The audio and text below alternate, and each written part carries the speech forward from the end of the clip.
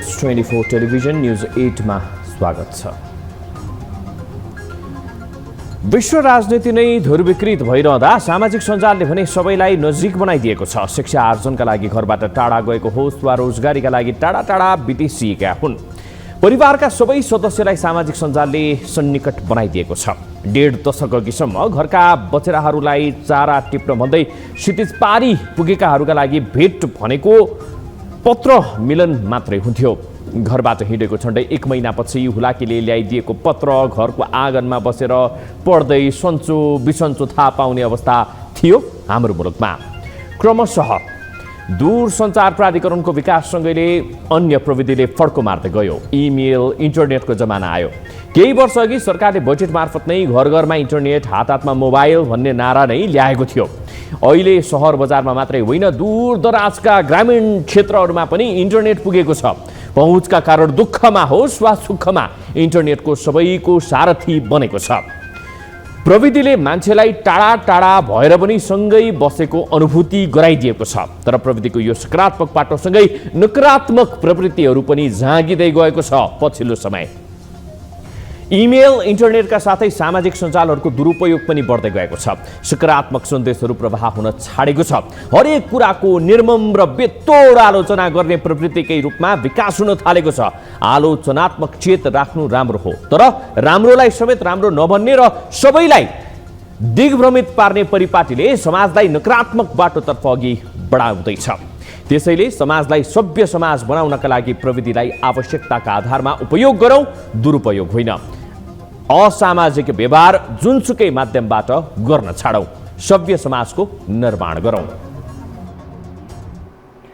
अब न्युज 8 का हेडलाइन्स।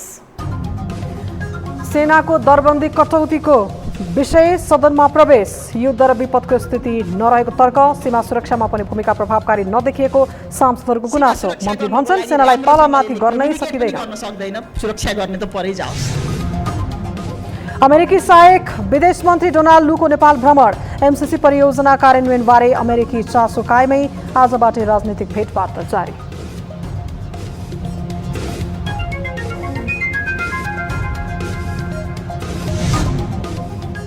एमाले र रासपाको अवरोधले संसदबाट निष्क्रिय भएको। मिटर ब्याज सम्बन्धी विधेयक अघि बढाउन विपक्षकै दबाव। दलहरूको दोहोरो नीतिले समस्या बल्झिँदै मधेसवादी दलहरू पनि आफ्नै स्वार्थमा। सिङ्गो देशले थाहा पाओस् कि मिटर ब्याज पीडितहरूको पक्षमा को छ, विपक्षमा को छ। देशैभर गाई भैँसीमा लम्पी स्किन रोगको महामारी। निर्वाचन क्षेत्र पूर्वाधार कार्यक्रमबाट रकमान्तर गरी किसानलाई राहत उपलब्ध गराउन विपक्षको आग्रह। संक्रमणबारे जानकारी गराउन सरकारलाई सभामुखको रुलिङ। ती किसानहरूलाई औषधि उपलब्ध गराउनु पर्यो, खोप उपलब्ध गराउनु पर्यो। र सरकारले लामो समयदेखि निर्माण सम्पन्न भएका आयोजनाहरूको भुक्तानी रोकेको भन्दै निर्माण व्यवसायीहरू आन्दोलित। निर्माण कार्य नै ठप्प पारी देशव्यापी हडताल गर्ने चेतावनी। हामी चाहिँ आज पेमेन्ट लिने बेलामा आएर यो आन्दोलन गर्न परिरहेछ, यो हाम्रो विडम्बना।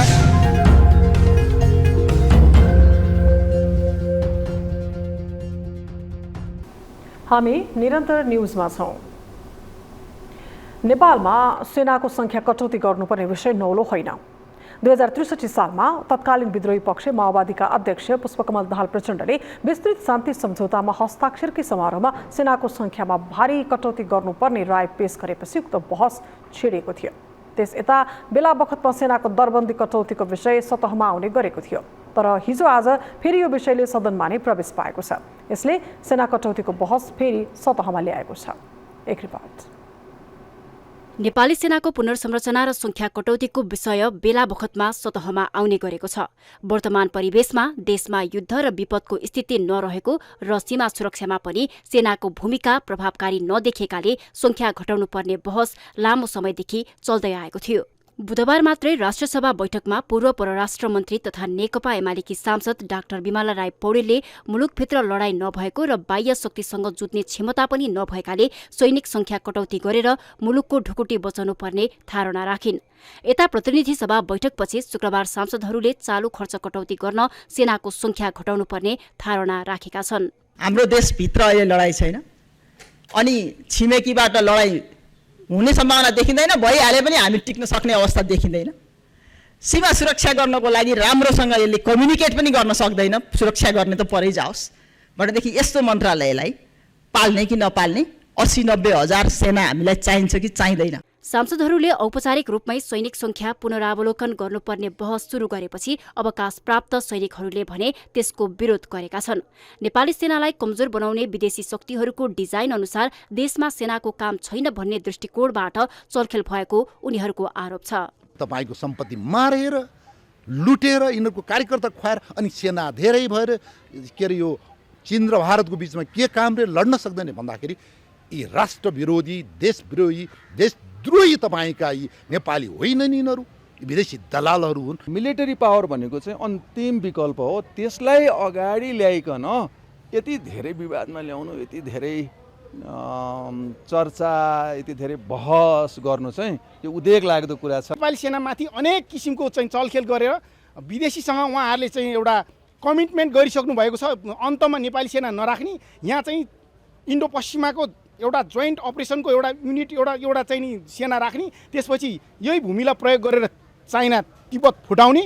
सेना कटौतीको बहस सतहमा देखिए पनि उपप्रधान तथा रक्षा मन्त्री पूर्णबहादुर खड्काले सेनाको संख्या घटाउने सन्दर्भमा सरकारले कुनै सोच नबनाएको संसदमै स्पष्ट पारिसकेका छन्। मुलुकको आवश्यकता, तत्कालीन परिस्थिति, मुलुक र अन्तर्राष्ट्रिय परिवेशका आधारमा सेनाको संख्या निर्धारण भएकाले त्यसलाई तलमाथि गर्ने पक्षमा सरकार नभएको मन्त्री खड्काको धारणा छ। अन्तर्राष्ट्रिय रूपमा शान्ति स्थापना गर्ने कार्य लगायत विभिन्न कार्य जिम्मेवारीको आधारमा नेपाली सेनाको संख्या निर्धारण हुने भएकोले नेपाली सेनाको संख्यालाई उल्लेखित विषयको सापेक्षतामा हेर्नु पर्दछ भन्ने कुरा म निवेदन गर्न चाहन्छु। सेनाको मुख्य काम नागरिकको सेवा, देशको सीमा सुरक्षा र राष्ट्रिय स्वार्थका एजेन्डाको रक्षा गर्नु हो। हाल नेपालको सैनिकको संख्या झण्डै 97,000 को हाराहारीमा छ। यो संख्या भौगोलिक र जनसंख्याका हिसाबले पनि विश्वासको विभिन्न शक्तिशाली देशको तुलनामा धेरै भएको आवाज उठिरहेको छ। यस्तोमा पछिल्लो समय नेपाली सेना देशको सुरक्षा भन्दा पनि व्यापार र ठेक्कापट्टामा केन्द्रित भएको गुनासो पनि नागरिक स्तरबाट आउने गरेको छ। सेनाको काम सीमा सुरक्षा गर्ने कि व्यापार भन्ने प्रश्न पनि यति बेला पेचिलो बन्दै गएको छ। यद्यपि देशको सेनाको संख्या निर्धारण गर्ने जिम्मा सरकारको हो। सरकारले देशको सामरिक अवस्था र राजनीतिक परिवेशलाई ध्यानमा राख्दै सैनिक संख्या निर्धारण गर्नुपर्ने हुन्छ। त्यसैले यस विषयमा अनावश्यक बहस चर्काउने भन्दा पनि अध्ययनका आधारमा अगाडि बढ्नुपर्ने देखिन्छ। न्यूज 24 टेलिभिजनका लागि क्यामेरामा महेश्वर केसीका साथमा टिभी जर्नलिस्ट शीतल रिजालको रिपोर्ट। हामी निरन्तर न्युजमा छौं। मिटर ब्याज समस्या समाधान गर्नका लागि दलहरूले दोहोरो नीति लिँदा समस्या बल्झिँदै गएको छ। संसदबाट कानून बनाउने विषयमा सत्ता र प्रतिपक्ष दुवैको गतिविधि नियाल्दा यो विषयलाई कुनै पनि दलले गम्भीर भएर नलिएको देखिन्छ। यो विषयले सबैभन्दा धेरै पोल्नुपर्ने मधेसवादी दलहरूलाई हो। तर यहाँ ठिक उल्टो देखिन्छ। मधेसवादी दलहरू नै समस्या समाधानमा झन् अल्झन थपिरहेका छन्। एक रिपोर्ट। सरकारले गत 20 गते संसद बैठकमा पेश गर्ने तयारी गरेको मिटर ब्याज सम्बन्धी विधेयक नेकपा एमाले लगायत प्रतिपक्षी दलको अवरोधका कारण पेश हुन सकेन। अध्यादेश जारी भएको 60 दिनभित्र संसदबाट पारित गरिसक्नुपर्ने अध्यादेश प्रतिस्थापन विधेयक सरकारले 60औं दिनमा पेश गर्ने तयारी गरेको थियो। तर त्यसो भएन। यो दुई विषयलाई लिएर सत्तापक्ष र प्रतिपक्ष दुवैले एकअर्कालाई आरोप प्रत्यारोप गर्दै बसे। पीडितको पीडा यथावत नै रह्यो। एमाले संसद अवरोध हटायो। सरकारले मिटर ब्याज सम्बन्धी विधेयक फेरि संसदमा पेश गर्ने तयारी गर्यो। तर अध्यादेशको 60 दिन पूरा भइसकेको हुँदा कानून बमोजिम निष्क्रिय हुने तथा प्रतिस्थापन विधेयक समेत निष्क्रिय हुने रटान एमाले लगायो।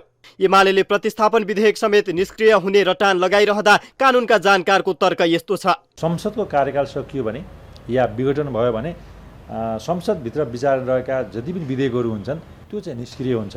तर संसदको कार्यकाल बाँकी छ। संसद विघटन भएको छैन भने प्रतिस्थापन विधेयक भन्नुहोस् या अन्य चाहिँ विधेयकहरू पनि त्यो सक्रिय नै रहन्छन्, निष्क्रिय हुन सक्दैन। अध्यादेश जस्तो 60 दिनभित्र पेश नगरेमा निष्क्रिय हुने भन्ने जस्तो यो हुँदैन। विघटन भएको अवस्था र कार्यकाल समाप्त भएको अवस्था मात्रै प्रतिस्थापन विधेयक निष्क्रिय हुन्छ। हुन त एमाले विरोध गरेको भन्ने भाष्य सिर्जना गरेर सरकारले सो विधेयक संसदमा अगाडि बढाउनै चाहेन भन्ने आरोप पनि पेचिलो छ। आफूले संसद सञ्चालन गर्न दिँदा समेत सरकारले विधेयक नल्याएको भन्दै एमाले र राष्ट्रिय स्वतन्त्र पार्टीले संसदमै विरोध जनाएका छन्। एमाले रोके पनि म यो विधेयकलाई अगाडि बढाउँछु भनेर भनेको विधेयक सारा सत्तापक्षले चाहिँ एमाले चाहिँ हाउस ब्लक गरेर हाउस रोकेर अवरुद्ध गरेर यो चाहिँ मिटर ब्याज विरोधी विधेयक चाहिँ रोक्यो भनेर यसरी आरोप लगाएर हाम्रो कारणले त्यो विधेयक रोकिएको भनेर बाहिर भ्रम छर्ने प्रयास गरेको विधेयक आज हामीले हाउस रोकेका छैनौँ। विधेयक त छैन त। सत्ता पक्षकै केही दलहरूका कारणले यसलाई रोक्न खोजिएको भन्ने कता कता गाईगुई सुनिएको छ। यो सदनले थाहा पाओस्, सिङ्गो देशले थाहा पाओस् कि मिटर ब्याज पीडितहरूको पक्षमा को छ, विपक्षमा को छ। त्यसकारणले म गम्भीरतापूर्वक सम्माननीय सभामुख महोदय मार्फत सदनलाई यो जानकारी गराउँछु। यहाँ सरकारलाई विधेयक ल्याउन कानुनी झमेला वा प्रतिपक्षको समस्या होइन, सत्ता पक्षकै केही दलले यो विधेयक संसदमा पेश होस् भन्ने चाहेका छैनन्। संसदबाट विधेयक पारित गराउन निर्णायक हुने जनता समाजवादी पार्टीले यो विधेयकलाई रुचाएको छैन। सरकारले यो विधेयक संसदमा पेश गरे विपक्षमा मतदान गर्ने धम्की जसपाले दिएपछि सरकार पछि हटेको हो। धेरै मान्छे राम्रो मान्छे पनि छ कि जो कि ब्याङ्कबाट लोन लिएर चाहिँ केही लगानी गाउँघरमा हुन्छ। यो गाउँघरमा हामी हेरेको कुरा हो। अब कसैले चाहिँ अब 5 लाख रुपैयाँ, 15 लाख रुपैयाँ, 10 लाख रुपैयाँ ब्याङ्कबाट लिएर चाहिँ दिएको छ भने ऊ त चौपट भयो, ऊ त बर्बाद हुने भयो।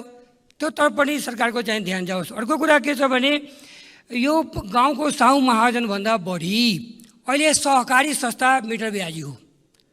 त्यसलाई सरकारले लगाउने कि नलगाउने, यी सम्पूर्ण गतिविधि निहाल्दा मिटर ब्याजमा न त सरकार पक्षको नियत सफा छ न त प्रतिपक्षी दलको। सार्वजनिक खपतका लागि पीडितको समस्या समाधान गर्ने अभिव्यक्ति सबैले दिएका छन्, तर संसदमा कसैले कानुनी पाटोको आड लिएर, कसैले प्रतिक्रियागत त्रुटि देखाएर त कसैले सरकारलाई असहयोग गर्ने रणनीति बनाएर यसलाई रोकिरहेका छन्। तराई मधेसको आवाज बोल्नुपर्ने मधेसवादी दलहरू विधेयकमै दोष देखाएर अवरोध गरिरहेका छन्। दलहरूले आफ्नो स्वार्थको लडाईँलाई जारी राखे, जसको मारमा वास्तविक पीडितहरू छन्। यसरी जनताको दुःखमाथि राजनीतिक रोटी कहिलेसम्म सेकाइरहने? न्युज 24 टेलिभिजनका लागि क्यामेरामा महेश्वर केसीका साथमा टिभी जर्नलिस्ट सुजन चालिसे, काठमाडौँ। केही दिन अघिदेखिको वर्षाका कारण पूर्वी तराईका केही भाग डुबानमा छन् भने केही भाग डुबानको उच्च जोखिममा छन्। खोला तथा नदीहरूमा पानीको बहाव उच्च बन्दा केही घरहरू डुबानको चपेटामा परेका छन्। अहिले खोलाहरूमा जल सतह बढेर खतराको तह आसपासमा पुगेसँगै तटीय क्षेत्रका स्थानीयहरू स्थानान्तरण हुन थालेका छन्। एक रिपोर्ट। केही दिनदेखि लगातार भइरहेको वर्षाका कारण विराटनगर भएर बग्ने सिङ्घिया खोलाको बाढी सुकुम्बासी बस्तीमा पस्दा दर्जनौं घर डुबानमा परेका छन्। लगातार वर्षा हुँदा सिङ्घिया खोला किनारमा रहेका मोरङको विराटनगर महानगरपालिका वडा नम्बर 1, 2 र 8 का सुकुम्बासीहरूको घरमा पानी पसेर डुबान भएको थियो। केही दिन अघिको बाढीका कारण 4 घर परिवार डुबानमा परेर उद्धार गरिएको जिल्ला प्रहरी कार्यालय मोरङले जनाएको छ। सिङ्घिया खोला किनारमा घर बनाएर बसेका सुकुम्बासीहरू भने सामान ओसारेर अन्यन्त्रै डेरा सर्न थालेका छन्। सिङ्घिया खोलाका कारण करिब 100 परिवार डुबानमा परेका छन्। केही परिवारले आफ्नै डेरा गरेर सरेका छन् भने केही परिवारलाई सुरक्षित स्थानमा राखिएको प्रहरीले जनाएको छ। वर्षमा 2 महिना पानी डुबान हुने भएकाले अन्यन्त्रै डेरा सरेको डुबानमा परेका स्थानीयले बताए। त्यही भाडाको घर लिएर त्यो बस्छु, त्यही राख्छु, सबैसँग के गर्ने अब त्यता डुबाउन आइहाल्छ त त्यो व्यवस्था त गर्नु पर्यो नि। जो छ करिबनमा यता हामीहरू 10 महिना त कम्तीमा कम्ती त्यो बस्छु।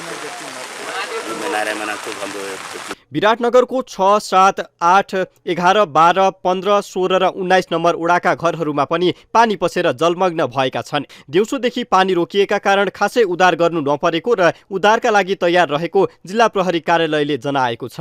त्यस्तै वर्षाका कारण झापाको दक्षिणी भेगको जनजीवन कष्टकर बनेको छ। वर्षापछि मेची, निन्दा, हडिया, बिरिङ्ग, कन्काई, रथुवा लगायत नदीमा बाढी आउँदा जिल्लाको दक्षिणी क्षेत्रमा बसोबास गर्ने स्थानीयलाई प्रत्यक्ष असर परेको छ।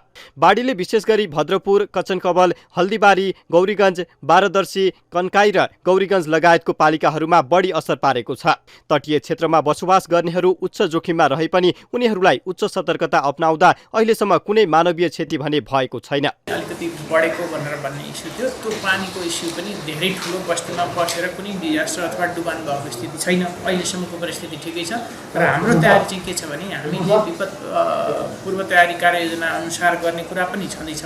सँगसँगै सबै निकायहरूसँग हामी कोअर्डिनेसन गरेर ती व्यक्तिहरूलाई चाहिँ अब विपद त हामीले बाढी अब डुबान त हामीले रोक्न सकिँदैन, तर भएको अवस्थामा हामीले कसरी उहाँहरूलाई रेस्क्यु गर्ने र कसरी चाहिँ उद्धार गर्ने विषयमा चाहिँ हामी एकदम प्रिपेयर तयारी अवस्थामा छौँ। बाढीले विभिन्न क्षेत्रका पुल भत्काउनुका साथै जताततै पानी जम्दा सर्वसाधारणलाई आवत जावतमा समेत समस्या भइरहेको छ। न्युज 24 टेलिभिजनका लागि मोरङबाट टिभी जर्नलिस्ट तारा आचार्य र झापाबाट युवराज आचार्यको रिपोर्ट।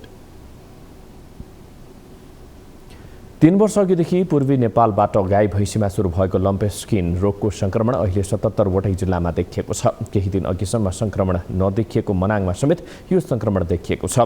देशैभर संक्रमणको महामारी हुँदा पनि सरकारले संक्रमण नियन्त्रण गर्न सकिरहेको छैन। संघीय संसदमा पटक पटक सांसदहरूले यो विषय उठाए पनि सरकारले बेवास्ता गरेपछि सभामुखले नै रुलिङ गरेका छन्। एक रिपोर्ट। 3 वर्ष अघि पूर्वी नेपालको मोरङ स्थित सुन्दर हरैचा नगरपालिकामा पहिलो पटक गाई भैँसीमा लम्पी स्किन रोगको संक्रमण देखिएको थियो। तर संक्रमण देखिने बित्तिकै रोग नियन्त्रणका लागि सरकारले गम्भीरता देखाएन। यो रोग एकपछि अर्को ठाउँमा गरी फैलिँदै गयो। केही दिन अघिसम्म 76 जिल्लामा देखिएको यो संक्रमण अहिले मनाङमा समेत देखिएको छ। संक्रमणबाट झण्डै 27,000 गाई भैँसी मरिसकेका छन्। सबैभन्दा बढी सुदूरपश्चिममा 2 लाख बढी पशु संक्रमित हुँदा 26,900 भन्दा बढी मरिसकेका छन्। संक्रमणले महामारीको रूप लिँदा पनि सरकार गम्भीर नभएको भन्दै किसानहरू नै पशु सेवा विभाग घेराउ गर्न आएपछि सांसदहरूले गम्भीर रूपले यो विषय उठाएका छन्। यसअघि शून्य समयमा आफ्नो क्षेत्रमा देखिएको संक्रमणबारे सांसदहरूले ध्यान आकर्षण गराएका थिए। प्रमुख विपक्षी नेकपा एमालेका प्रमुख सचेतक पदम गिरीले निर्वाचन क्षेत्र पूर्वाधार कार्यक्रमबाट रकमान्तर गरेर भए पनि औषधि र खोप उपलब्ध गराउन तथा किसानलाई राहत उपलब्ध गराउन आग्रह गरे। यदि सरकारसँग पैसा नभएको कारणले किसानले त्यो राहत नपाएको हो भने अहिले सांसदहरूको सिफारिसमा जुन गरिने भनेको निर्वाचन क्षेत्र पूर्वाधार विकास कार्यक्रम छ, त्यो कार्यक्रमबाट रकमान्तर गरेर भए पनि ती किसानहरूलाई राहत उपलब्ध गराउनु पर्यो, ती किसानहरूलाई औषधि उपलब्ध गराउनु पर्यो, खोप उपलब्ध गराउनु पर्यो। तर किसानलाई आज टाउकोमा हात राखेर दुरो रुने पर्ने अवस्थामा कुनै हालतमा पनि हामीलाई सही छैन। सरकारले गम्भीरताका साथ यो विषयलाई लियोस्। विपक्षी दलका सांसदहरूले मात्रै होइन, सत्तारूढ दलकै सांसदहरूले पनि पटक पटक महामारी नियन्त्रण गर्न सरकारले विशेष योजना ल्याउनु पर्ने बताएका छन्। पशु स्वास्थ्य आपतकाल घोषणा गरी ठोस कदम चाल्नुपर्ने सुझाव सांसदहरूको छ। नेपाली कांग्रेसका महामन्त्री विश्वप्रकाश शर्माले पशु स्वास्थ्य आपतकाल महसुस गरी सबैलाई केन्द्रित गर्न, बजेटको व्यवस्था गर्न, खोपको आयात र गाउँ गाउँमा पशु चिकित्सक टोली खटाउन सुझाव दिएका छन्। 30,000 भन्दा बढी गाई भैँसीको मृत्यु भइसकेको र एउटा गाई या भैँसीको मृत्यु हुँदा 1 लाख बढी 2 लाख बढीसम्म किसानले नोक्सानी बिहोर्दै आएको तथ्य पनि सार्वजनिक भएको छ। यो संक्रमण रोक्न नसके 1 लाख बढीको मृत्यु हुन सक्ने आकलन पनि सार्वजनिक भएको छ। त्यसकारण 5 वटा बुँदामा म सरकार समक्ष माग गर्न चाहन्छु। 1, पशु स्वास्थ्य आपतकाल महसुस गरेर सम्बन्धित सम्पूर्ण निकायलाई यस विरुद्ध सम्पूर्ण रूपले केन्द्रित गर्न। देशैभरका गाई भैँसीमा महामारी फैलिएको भन्दै सांसदहरूले शुक्रबारको प्रतिनिधि सभा बैठकमा विशेष रूपमा विषय उठाएपछि सभामुख देवराज घिमिरेले संक्रमणबारे जानकारी गराउन सरकारलाई रुलिङ गरेका छन्। मान्य सदस्यहरू, लम्की स्किन भन्ने रोगको सम्बन्धमा विगतका बैठकहरूदेखि आजका बैठकमा पनि मान्य सदस्यहरूबाट कुरा उठिरहेको छ। यस सम्बन्धमा स्पष्ट पार्न र सरकारले यो रोगको रोकथामको लागि गरेका कार्यहरूको बारेमा सदनलाई जानकारी गराउन सम्बन्धित मन्त्रीलाई म निर्देश गर्दछु। लम्पी स्किन रोगले देशभरिबाट 27,000 बढी गाई भैँसी मरेका छन्। पशु सेवा विभागले दिएको तथ्याङ्क अनुसार सुदूरपश्चिममा 10,939 गाई भैँसी मरेका छन् भने कर्णाली प्रदेशमा 6,741, कोशीमा 4,391 गाई भैँसी लम्पी स्किन रोगले मरेका छन्। मध्य प्रदेशमा यो संक्रमण कम देखिएको छ। अहिलेसम्म मधेसमा 5,088 पशु संक्रमित हुँदा 101 वटा पशु मरेका छन्। यो संक्रमणले महामारीकै रूप लिँदा बीमा कम्पनीहरूले प्रभावित क्षेत्रमा पशुको बीमा समेत गर्न मानेका छैनन्। 3 वर्ष अघिदेखि फैलिएको संक्रमणप्रति सरकार गम्भीर नहुँदा गाई भैँसीमा यो रोगको महामारीकै रूप लिएको छ। त्यसैले गाई भैँसीमा देखिएको यो संक्रमण तत्काल रोक्न योजना ल्याउनुको साथै संक्रमणबाट क्षति पुगेका किसानलाई उचित राहतको प्याकेज पनि तत्काल घोषणा गर्न जरुरी छ। न्युज 24 टेलिभिजनका लागि ब्युरो रिपोर्ट। न्युजहरू अझै बाँकी छन्, अब पालो ब्रेकको।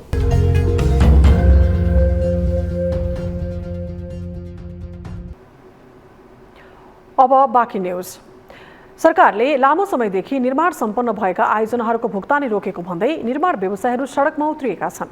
चालु आर्थिक वर्षको अन्तिमसम्म पनि सरकारले करिब 50 अर्ब भन्दा बढी भुक्तानी नगरेको भन्दै निर्माण व्यवसायीहरू सडक आन्दोलनमा उत्रिएका हुन्। सरकारले तत्काल निर्माण व्यवसायीहरूको माग पूरा नगरे सम्पूर्ण निर्माण कार्य नै ठप्प पारी देशव्यापी रूपमा आन्दोलन गर्ने व्यवसायीको चेतावनी छ। एक रिपोर्ट।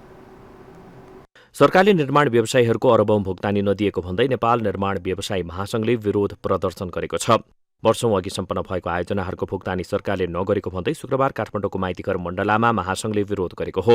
निर्माण व्यवसायीहरूले असार मसान्तसम्म निर्माण कार्यको बाँकी रकम तुरन्त भुक्तानी गर, मूल्य समायोजन तुरन्त कार्यान्वयन गर, माइलस्टोनको समस्या तुरन्त खारेज गर, नेपाल सरकारको म्याद थपको आदेश तुरन्त संशोधन गर, लामो समयदेखिको बिलको रकम तुरन्त भुक्तानी गर, व्यवसायीले आत्मदाह गर्ने क्रम बन्द गराऊ, सम्पूर्ण ठेक्काको एकमुष्ट म्याद थप गर जस्ता अक्षर लेखिएका प्लेकार्ड सहित नाराबाजी गर्दै आएका थिए। काम गरे भुक्तानी दिँदैन, काम नगरे ब्ल्याकलिस्टमा निकालिदिन्छ, माइलस्टोन लगाइदिएको छ।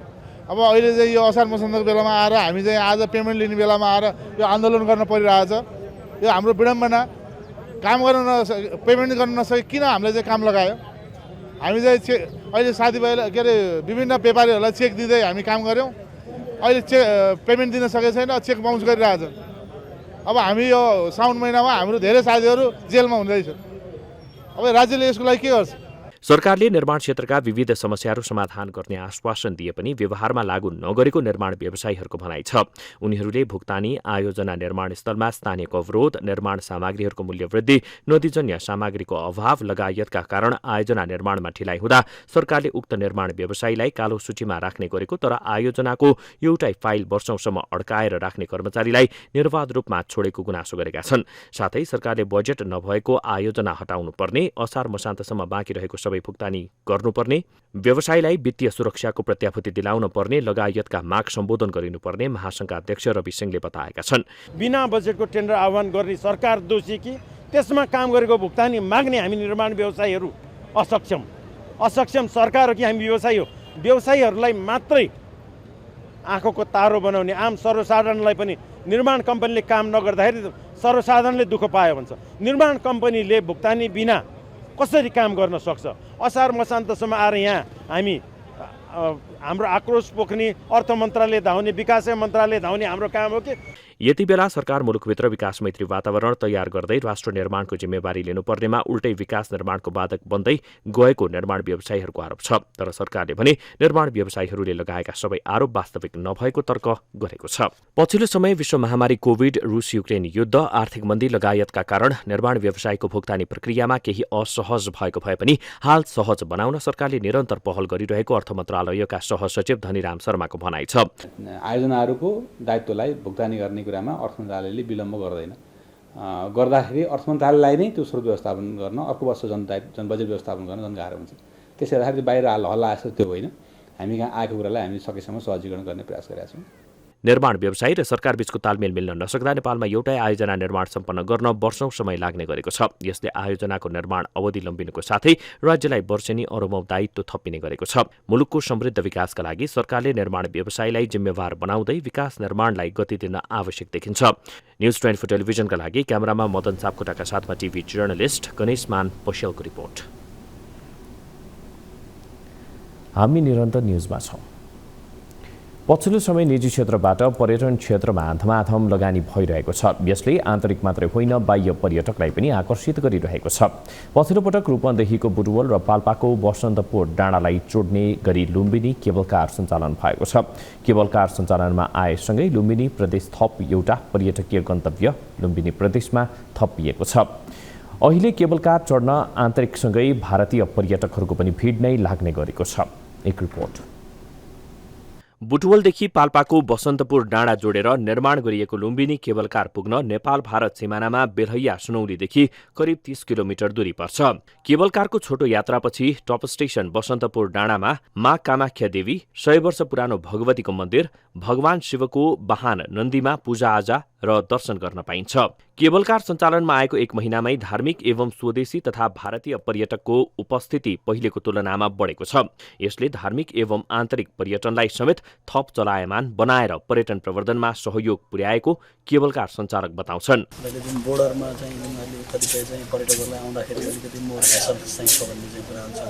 त्यो चाहिँ उद्योग वाणिज्य महासङ्घ यहाँको चाहिँ खास गरेर यो हाम्रो जिल्ला उद्योग वाणिज्य सङ्घहरू चाहिँ सहकार्यमा चाहिँ त्यो इस्युहरूलाई चाहिँ हामी हटाउँछौँ र सहज बनाउँछौँ भन्ने एउटा चाहिँ छ। दोस्रो चाहिँ तपाईँको भारतीय टुरिस्टहरूलाई खास यो लोकेसनको चाहिँ कुरा गर्दाखेरि एकदम नजिक छ। तपाईँको बोर्डरबाट आधा घन्टामा चाहिँ आउनसक्छ। अब तपाईँले हेर्नु भने भैरवा, बुटवल र गोरखपुरको चाहिँ टेम्परेचरको कुरा गर्नुभयो र यहाँको कुरा गर्नुभयो भने यो चाहिँ यस्तो कुल चाहिँ ऊ चाहिँ छ। सञ्चालनमा आएको 1 महिनामा करिब 30,000 पर्यटकले केबल कारमा यात्रा गरेका छन्, जसमध्ये 87% आन्तरिक र बाँकी भारतीय तथा तेस्रो मुलुकका पर्यटक छन्। लुम्बिनी प्रदेशकै पहिलो केबल कार भएकोले यहाँ नयाँ अनुभव लिन आउने उल्लेख्य छन्। केबल कार के थ्रू जो ऊपर आए हैं और यहाँ प्रकृति के गोद में, नेचर के गोद में, मंदिर और माता के चरणों में हम लोगों ने दर्शन भी किया। सौंदर्य यहाँ का जो अच्छा, बहुत ही सुंदर मौसम है उसका भी लुत्फ उठाया। तो बहुत ही सुंदर और बहुत ही लुभावना, इतना सारा स्ट्रेस रहता है अपना दायित्व का, उसके बाद जब आप यहाँ आते हैं तो बड़ा ही रिलैक्स फील करते हैं कि हाँ आप बहुत ही अच्छा और सुंदर वातावरण में आ गए हैं, सुखद वातावरण में आ गए हैं। आपको बहुत ही जो नेचुरल जो चीज़ें हैं वो आपको यहाँ देखने को मिलेंगी। आप महज जो गोरखपुर और जो बाड़ा से सटे हुए डिस्ट्रिक्ट हैं वो यहाँ पे आ सकते हैं। महज कुछ ही दूरी पे आप यहाँ पे 30 किलोमीटर है बॉर्डर से, यहाँ पे आके और उन हसीन वादियों को जो पहाड़ों पे जो आप देखते हैं वो यहाँ पे सब कुछ आपको मिलने वाला है।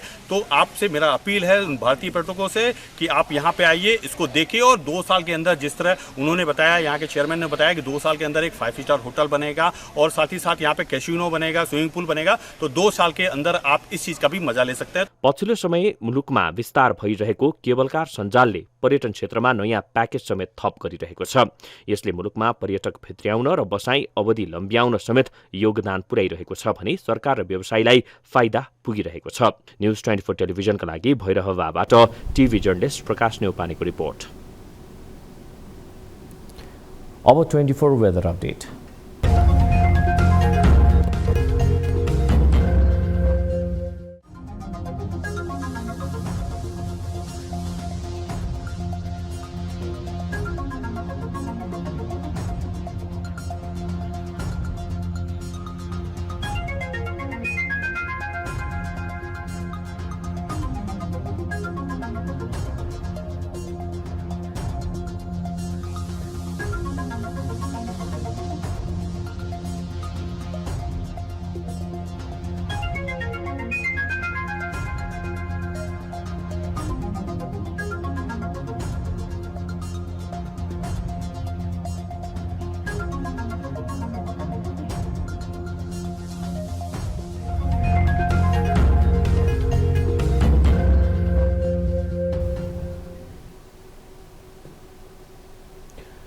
अब न्युज 8 को अन्त्यमा पुनः हेडलाइन्स। सेनाको दरबन्दी कटौतीको विषय सदनमा प्रवेश, युद्ध र विपदको स्थिति नरहेको तर्क, सीमा सुरक्षामा पनि भूमिका प्रभावकारी नदेखिएको सांसदहरूको गुनासो। मन्त्री भन्छन् सेनालाई तरमाथि गर्नै सकिँदैन। हेर्नु पर्दछ भन्ने कुरा म निवेदन गर्न चाहन्छु। अमेरिकी सहायक विदेश मन्त्री डोनाल्ड डोको नेपाल भ्रमण, एमसीसी परियोजना कार्यान्वयनबारे अमेरिकी चासो कायमै, आजबाटै राजनैतिक भेटवार्ता जारी।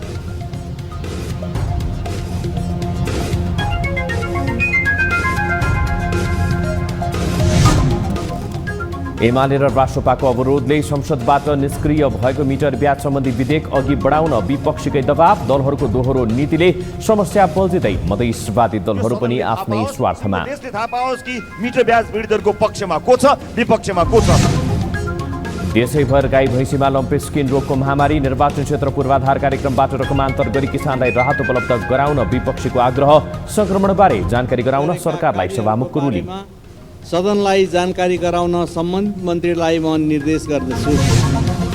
र सरकारले लामो समयदेखि निर्माण सम्पन्न भएका आयोजनाहरूको भुक्तानी रोकिएको भन्दै निर्माण व्यवसायीहरू आन्दोलित, निर्माण कार्य नै ठप्प पारी, देशव्यापी हडताल गर्ने चेतावनी। हामी चाहिँ आज पेमेन्ट लिने बेलामा आएर त्यो आन्दोलन गर्न परिरहेछ, यो हाम्रो विडम्बना।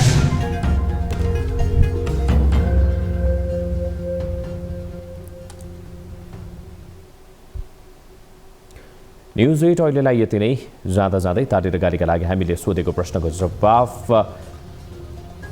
वाइड बडी जहाज खरिदमा भएको भ्रष्टाचारको छानबिन बिर्सेर पर्यटन मन्त्री सुदन किराती फेरि नयाँ जहाज खरिदमा अघि बढेका छन्। मन्त्रीको यो इच्छा सही छ भने रेतालीमा, छैन भने लेगालीमा भोट गर्न हाम्रो पात्रको एपमा गएर ताली गालीका लागि भोट गर्न सक्नुहुनेछ। थप न्युजका लागि हाम्रो वेबसाइट www.news24nepal.com हेर्नुहोला। साथै हामीलाई फेसबुक, ट्विटर र युट्युबमा पनि फलो गर्न सक्नुहुनेछ। यस्तै मोबाइल, भाइबर र इमेलबाट 24 हेल्प डेस्कमा समस्या र गुनासो गर्न सक्नुहुनेछ। अहिलेलाई बिदा दिनुहोस्, हामी निरन्तर न्युजमा छौँ। नमस्ते।